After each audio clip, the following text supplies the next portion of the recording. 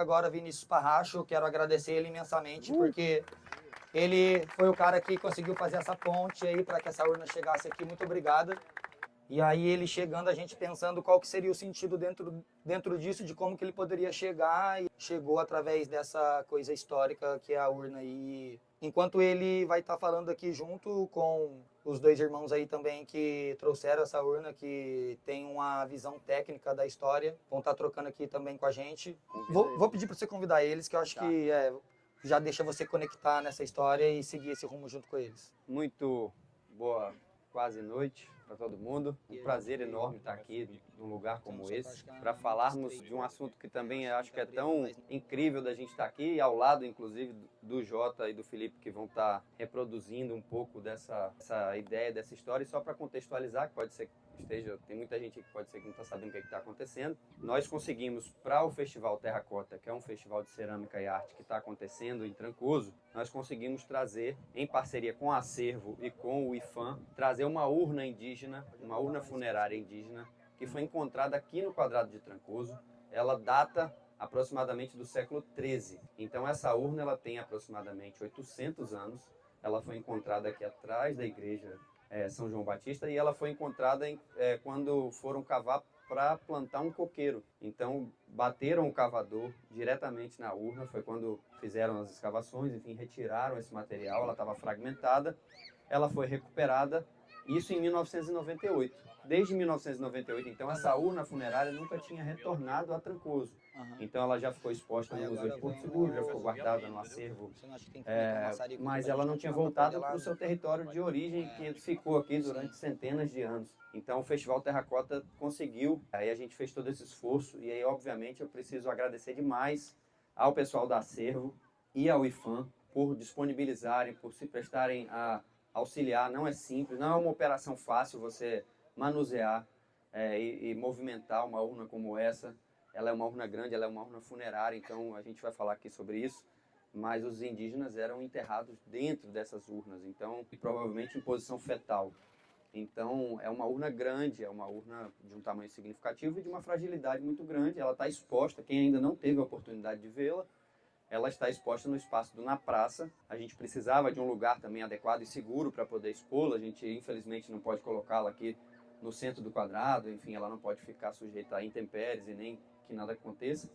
A gente precisa devolvê-la inteira, porque afinal de contas ela pertence a Trancoso, pertence ao povo brasileiro, e quem sabe um dia a gente vai conseguir ter um museu em Trancoso, com estrutura, com infraestrutura suficiente para que tudo isso que foi encontrado volte para Trancoso, fique exposto aqui para que a gente possa ter o privilégio de estar com ela constantemente. Então eu queria, antes da gente começar a falar um pouco, convidar os irmãos Rômulo e Maharani, os dois irmãos arqueólogos. Salva de palmas. Você consegue pôr ele para rodar devagarzinho, eu queimo aqui debaixo mesmo. Do Piauí. Então, se a gente vai falar de arqueologia nesse país, a gente precisa falar do Piauí. Então, nada mais especial do que contar com a presença dos dois, que estão aqui há um pouco mais de 2 anos, né?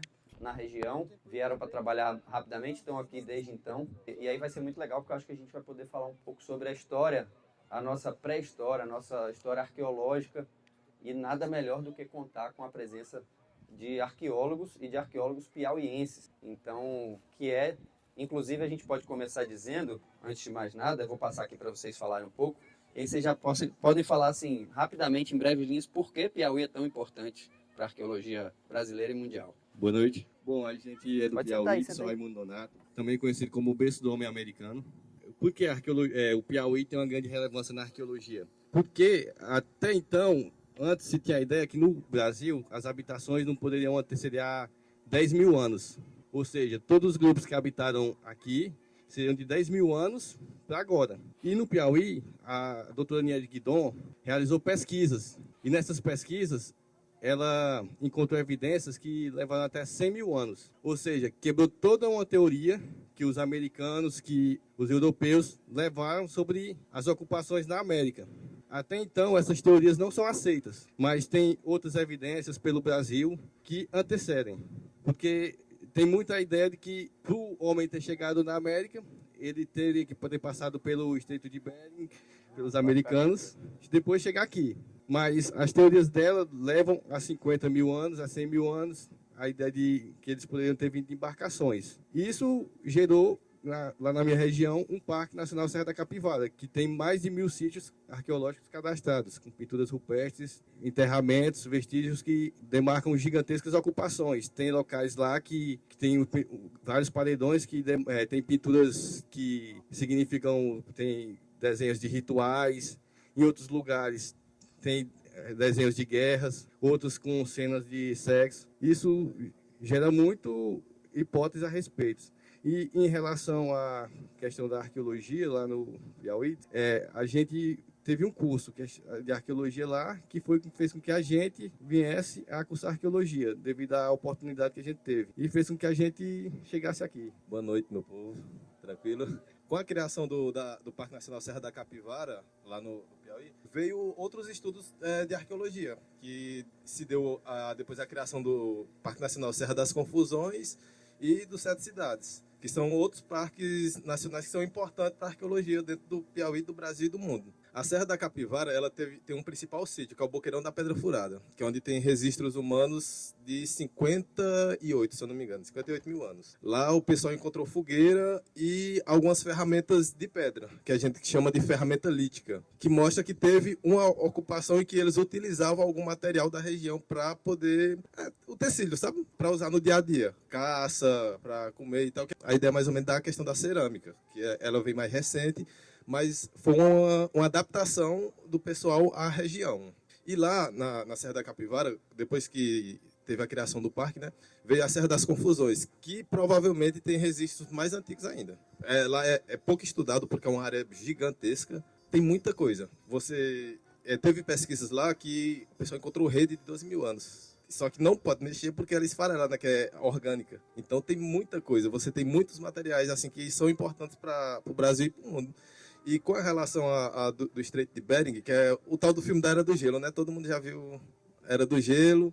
Aí eles tinham essa ideia do pessoal passar pelo Estreito de Bering, né? Só que com a doutora Niede, quando ela começou as pesquisas, veio a questão dessas embarcações, que teve um período que o mar recuou, abaixou. E nisso criou-se meio que um canal da África para cá, continente.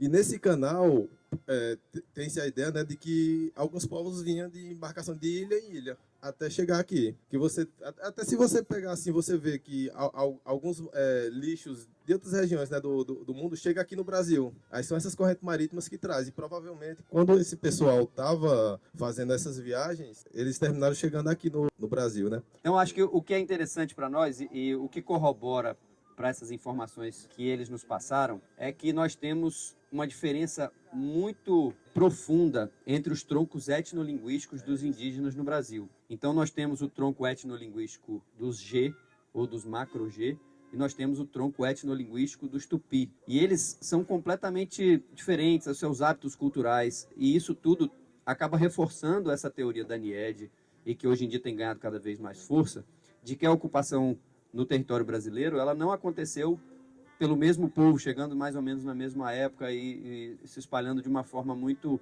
homogênea, muito organizada.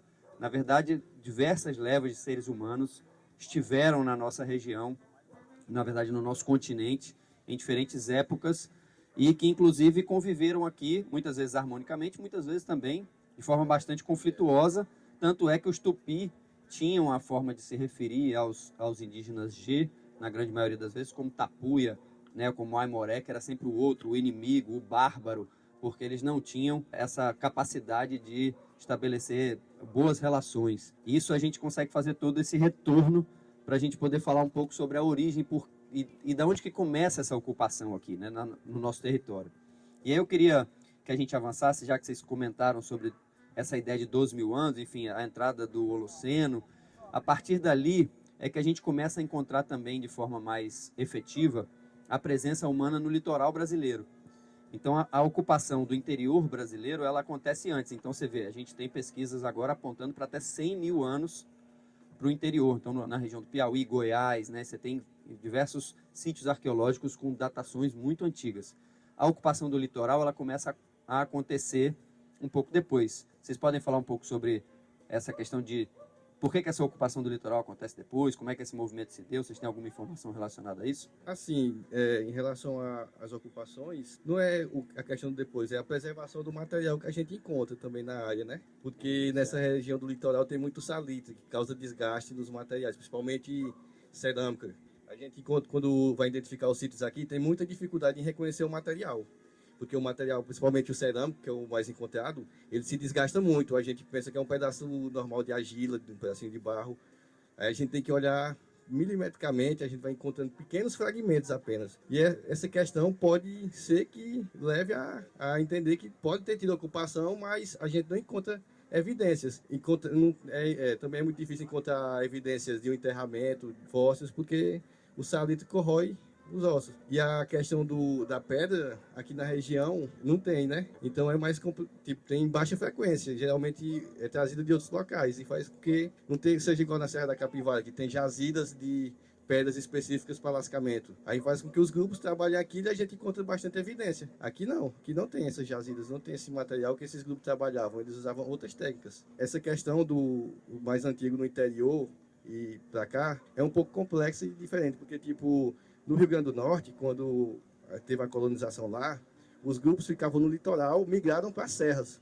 Saíram, evitaram contato com os... Teve grupos que teve contato com os colonizadores, mas teve grupos que evitaram esse contato, aí migraram para as serras.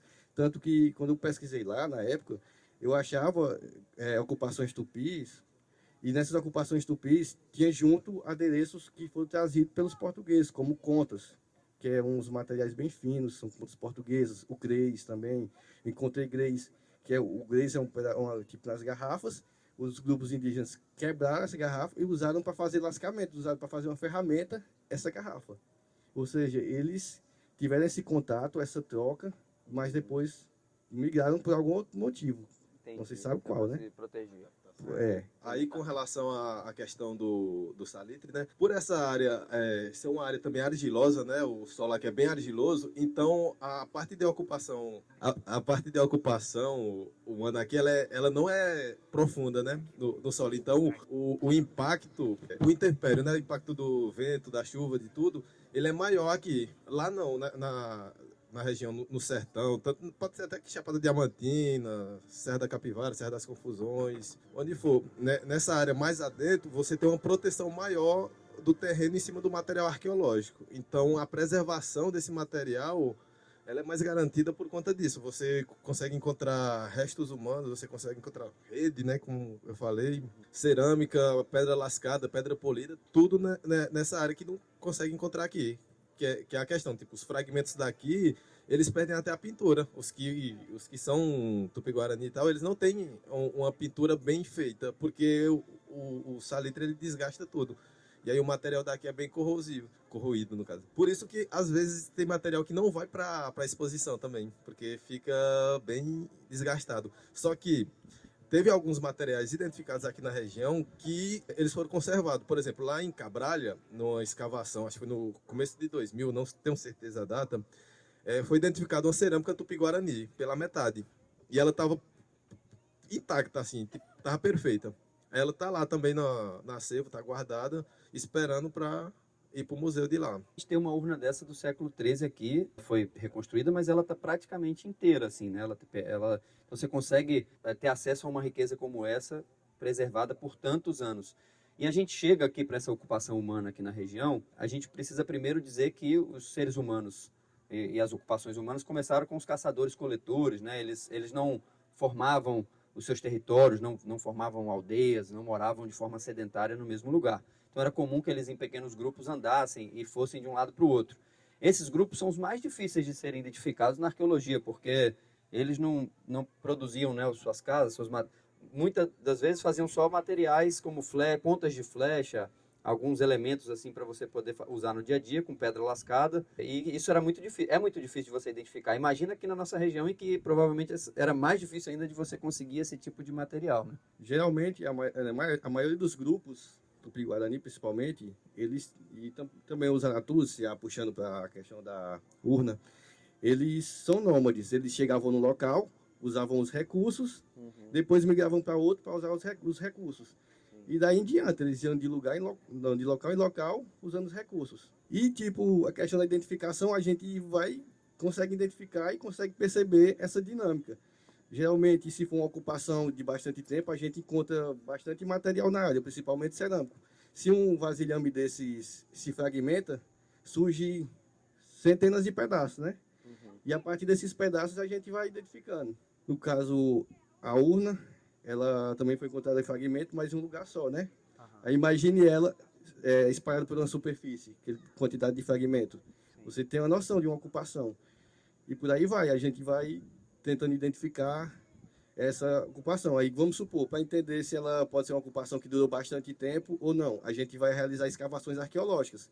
Acredito que você já tenha visto algum vídeo, alguma entrevista, documentário, os caras escavando com um pincelzinho, todo cuidadoso. A gente faz aquelas escavações e se a ocupação for, de acordo com a profundidade, for continuando tendo sinais de vestígios arqueológicos, a gente vai tendo uma noção que aquela ocupação pode ter sido mais antiga ou pode ter durado mais tempo. Vai depender muito do material que for aparecendo, se é do mesmo grupo cultural, a gente vai, a partir de algumas características, identificar se é do mesmo grupo ou não e vai ter essa ideia.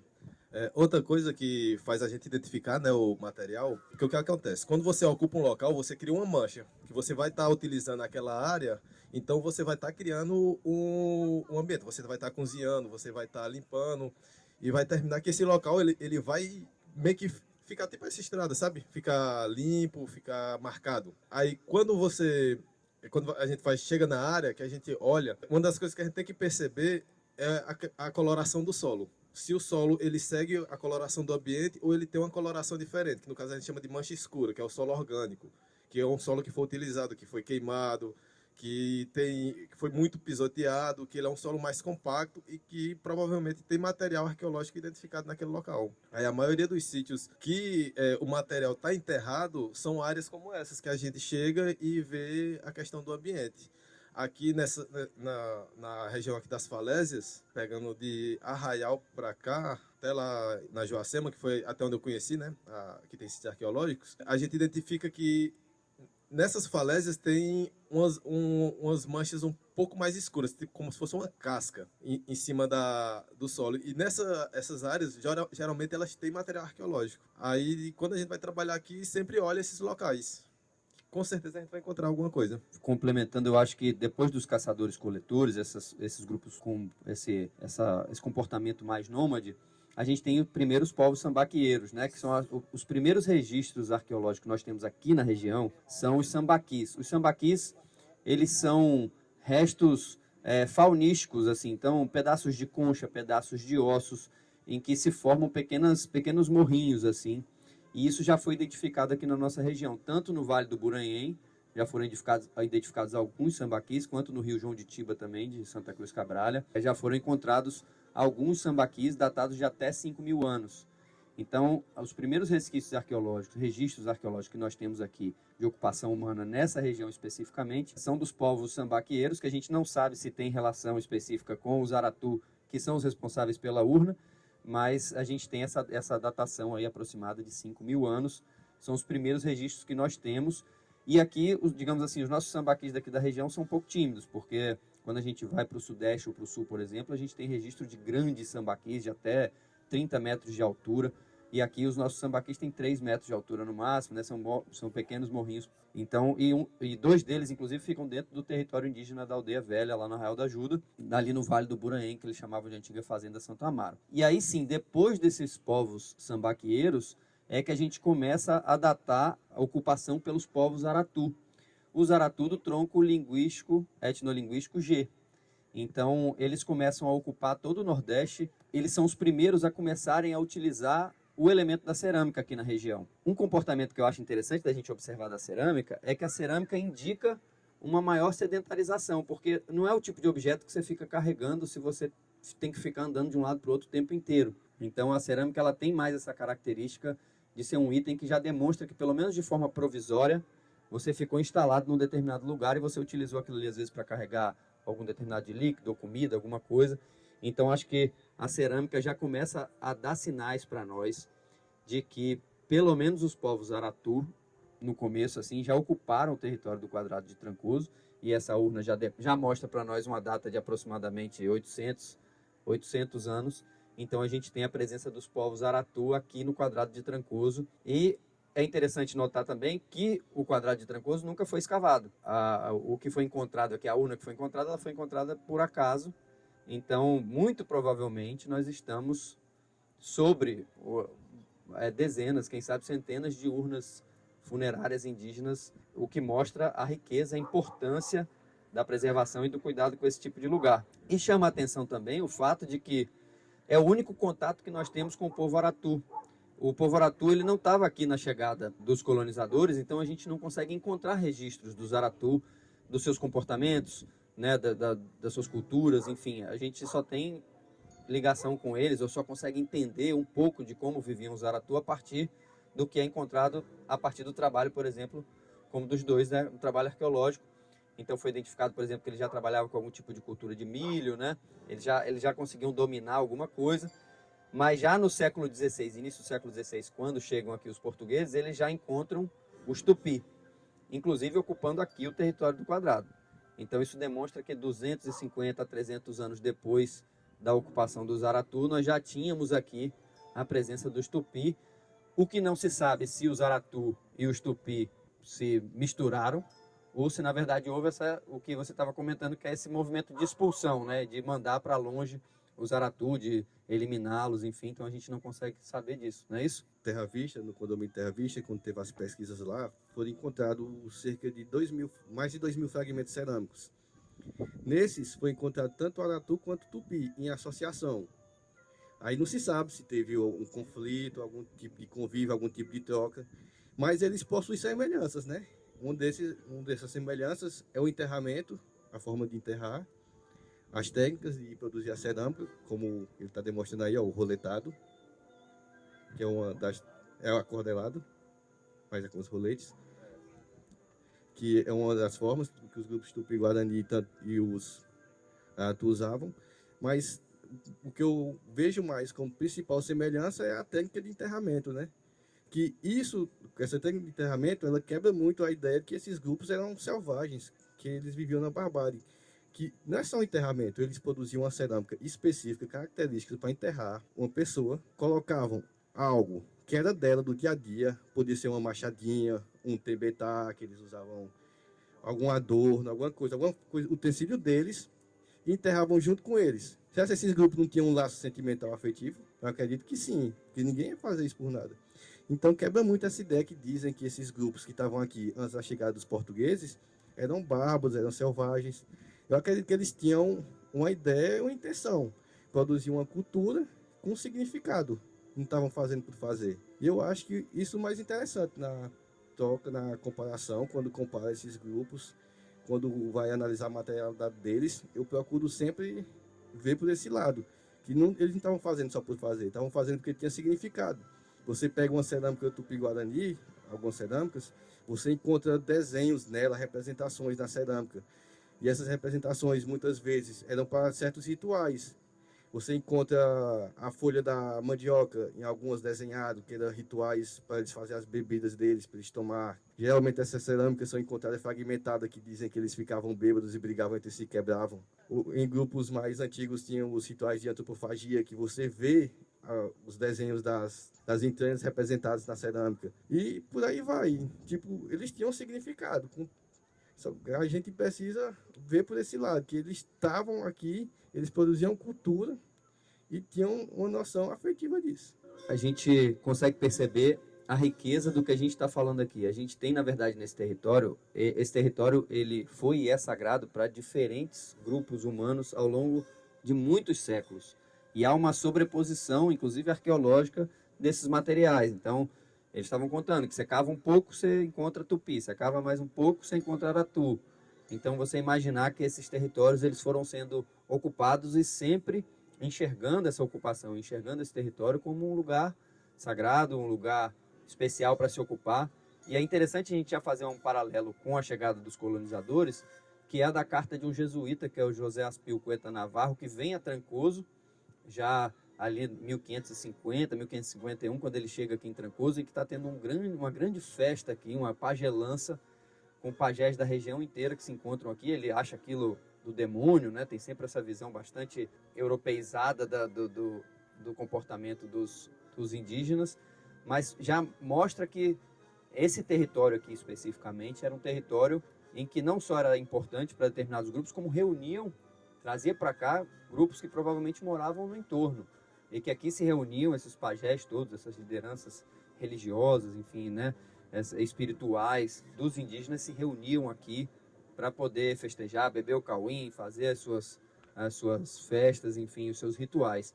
Então mostra para nós a importância, a riqueza desse lugar aqui. E aí eu queria perguntar para vocês que vêm de um lugar que hoje guarda talvez os principais museus brasileiros, quando a gente vai falar de arqueologia, que é o Piauí. Tanto o Museu do Homem Americano quanto o Museu da Natureza são 2 museus de nível internacional, que levaram para o interior do Piauí turismo, levou para o interior a procura, a busca para as pessoas conhecerem mais. Vocês acham que esse território aqui tem, primeiro, material arqueológico suficiente? E se vocês acham que esse lugar aqui mereceria ter espaços como o Piauí tem, de museus especializados, específicos para isso? Porque a gente tem o principal sítio arqueológico da região é o Terra Vista.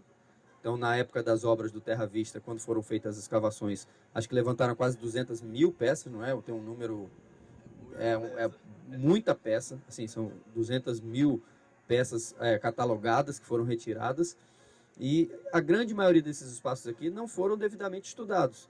Então, tudo que a gente está falando aqui também é com muito pouco que se encontrou. Imagina se realmente a gente tivesse uma constância de trabalho, de busca e de pesquisa, e que eu queria saber de vocês isso, se vocês acham que aqui mereceria também um espaço para poder ter esse tipo de iniciativa. Não só merece, mas era um negócio necessário, né? Porque você tem um local rico do jeito que é, como o povo de Fono, os caras chegaram, né? Os portugueses chegaram, eles invadiram e tudo. E você tem história de mais de 5 mil anos aqui, e não tem um local para mostrar de verdade, assim, aqui em Arraial, em Cabralha, onde for, não tem um local para você conhecer a história de verdade da região, é uma coisa complicada. Tipo, agora tem um museu da prefeitura que é lá na cidade histórica, lá em Porto Seguro, mas é pequeno, não tem muita coisa, assim, tem alguns materiais do Terra Vista, e ele funciona das 9 às 14. Então, quase ninguém consegue visitar, não é bem divulgado. E aqui merecia demais você ter material para mostrar para o pessoal saber. Porque quando a gente chegou aqui, o pessoal chega, eu trabalho com arqueologia. E aqui tem o que estudar, aqui tem o que ver, o que procurar. Não, tipo, não tem um entendimento sobre essa questão. E é um negócio que é necessário, você precisa conhecer e entender o lugar que você mora. Até para você saber do que vai ser mais na frente, né? Tem que essa questão, conhecer o passado para entender o presente e viver o futuro. O Vinícius falou essa questão das pesquisas, que teve muita pesquisa, poucas pesquisas na região, mas é por uma questão. A arqueologia hoje, principalmente aqui na região, a gente atua só em áreas que vão ser impactadas por algum empreendimento. A gente atua dentro do licenciamento ambiental. A gente não tem um financiamento para pesquisar, fazer pesquisas além. A universidade aqui não faz pesquisas arqueológicas, não tem um curso de arqueologia, que nem no Piauí. Então, a gente atua só nessa área. Onde vai ter um empreendimento, a gente é os primeiros a passar na área. A gente é topografia, vai na área, mata dentro, desbravando, cavando, fazendo sondagens, caminhando, procurando material. A gente se aventura nas áreas, independente da geografia do local, e vai procurar material. Se a gente encontrar esse material nessa etapa que a gente chama de prospecção, a gente vê se é um sítio arqueológico. Sendo um sítio arqueológico, a gente vai fazer escavações na área, vai resgatar esse material, ver o potencial, e aí o IPHAN decide o que vai ter em diante. Se vai preservar a área, se vai deixar a área lá e vai exigir um monitoramento das atividades que vão ter na construção civil. Mas é isso, a gente hoje atua dentro do licenciamento ambiental, onde foi impactado. Bom, é isso. Então, eu acho que mais do que simplesmente exibir uma urna funerária indígena do século XIII, mais do que ter a oportunidade de conversar diretamente com arqueólogos que estão trabalhando na nossa região aqui por mais de 2 anos e que têm levantado tanta riqueza, mostrar também o quanto que a gente precisa de um lugar. Eu fui muito cobrado no vídeo que eu fiz fazendo a divulgação de que a urna estava aqui. Eu fui cobrado no sentido, mas por que ela vai ficar só até domingo?